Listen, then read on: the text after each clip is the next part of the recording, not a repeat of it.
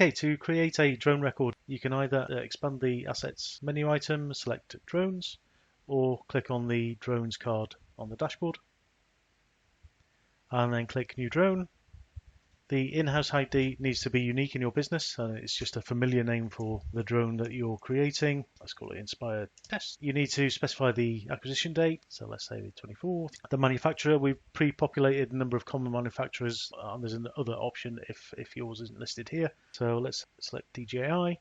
If it's a known manufacturer, then Dronedesk will pre-populate the model list with the models it knows about, Inspired 2. Once you select the known model, then Dronedesk will fill in a number of key bits of information about that drone, specifically the max speed, max flight time, and then it'll calculate the max flyaway distance, which is used for things like your flyaway air user radius in the job planning, which we'll come to later on. And there's also other bits of information about the weight and size and so on. And then the only other compulsory bit of information here is the serial number. It's for your records, so we'll just enter a dummy reference in there for now.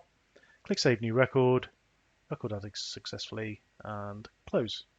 Okay, so that's a record created.